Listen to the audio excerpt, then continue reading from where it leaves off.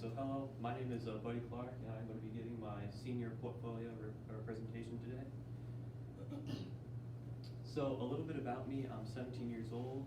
I'm not originally from Dover Foxcroft, Maine. I was born in Maryland.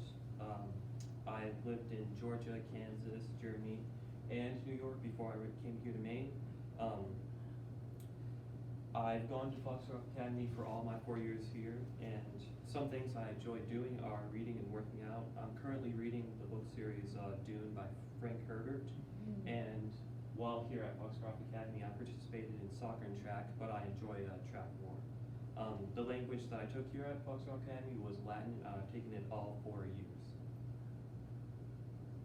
So the artifact I chose was a prostate cancer project, and under the standard of clear and effective communicator.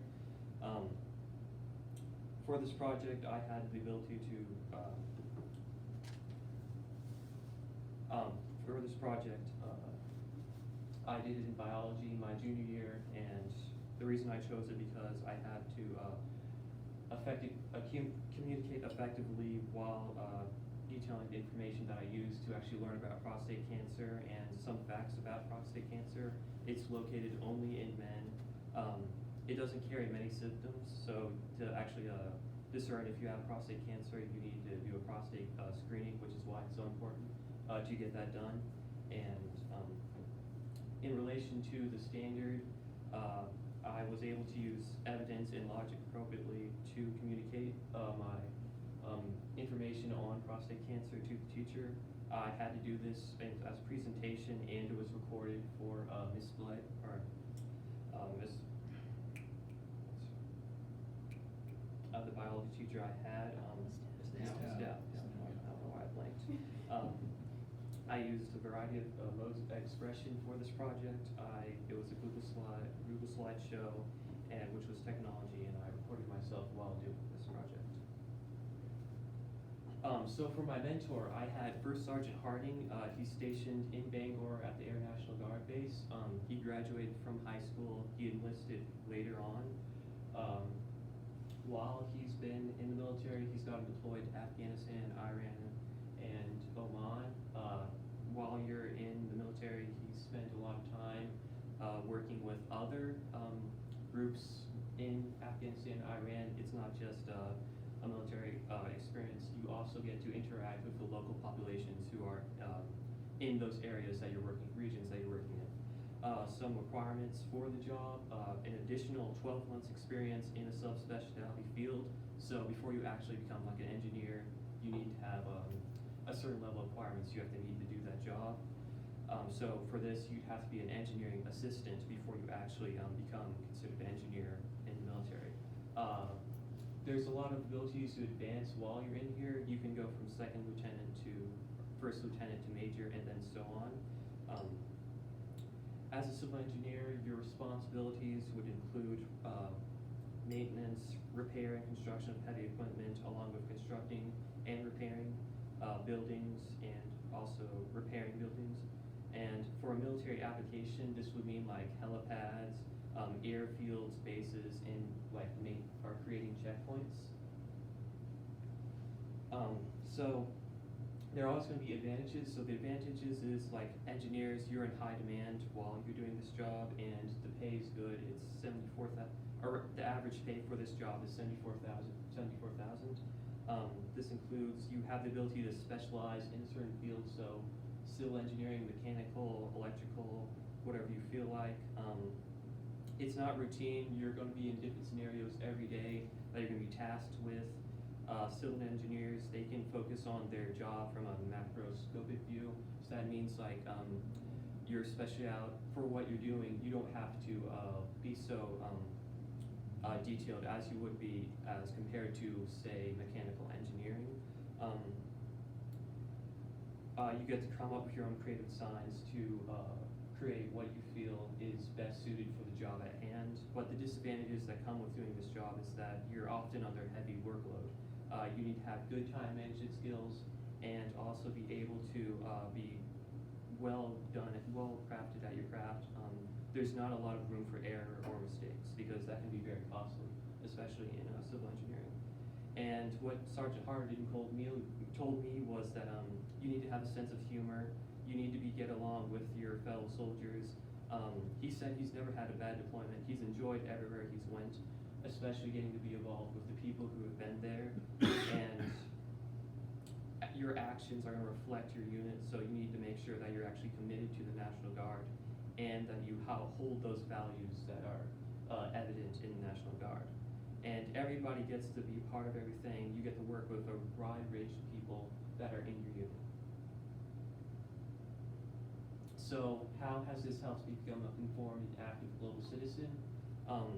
With my time I've spent here at Foxcroft Academy, I've gotten the ability to interact with a diverse community. I've seen people we have people all over from the world, China, Japan, South Korea, and Italy and other places, and I've gotten to know and befriend a lot of them.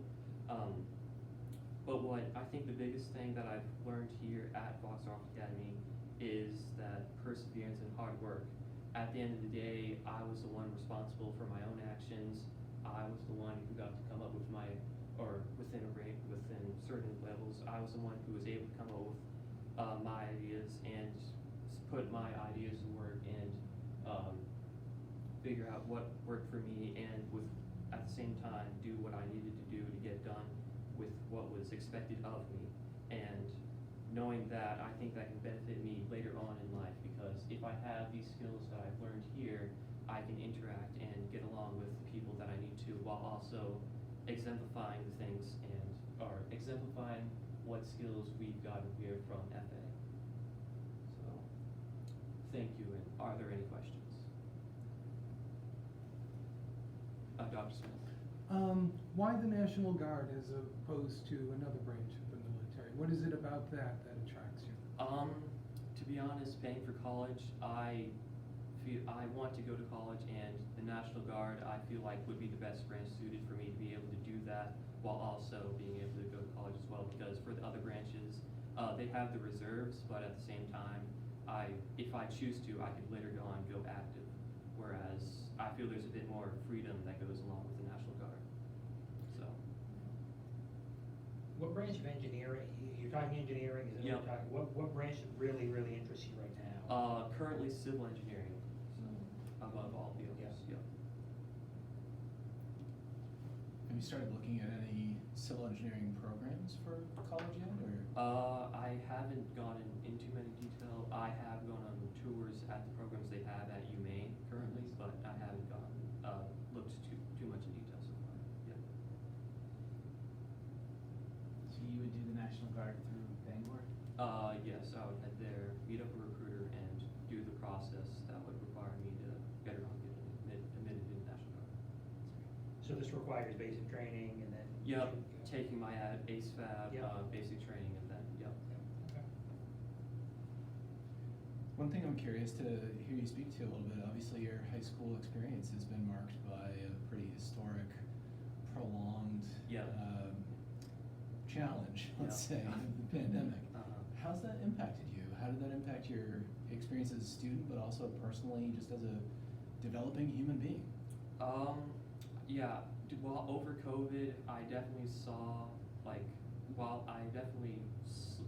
the beginning, I definitely slacked off a bit, because without the regimen we have here coming in every day, being with my teachers, not having that kind of caused my learning experience to drop a bit. But as I was going through the classes I was taking, I kind of got back into it, realizing that this is an opportunity to grow and take upon the challenge upon myself to better myself, and also to become a better learner as well. I was able to take Algebra 2 and other classes, and I was able to still adapt to that and benefit from that. I think it definitely made me a better person because of it, and better learner as well. So you spoke a little bit about FA's diversity. Yeah. Do you think that having an experience at such a diverse school will help you if you do choose to go into the National Guard and you are in a diverse community that you might not be familiar with? Yep, definitely. As a person of color, I feel like being able to interact with other people, especially here at FA with multiple people from different ethnicities as well, I definitely feel like having that experience and knowing that I could definitely like being able to just get along with other people, especially now knowing the amount of people that I've gotten to befriend here. So yeah, definitely. Bodie, you've always struck me as a very mature young man, and you certainly have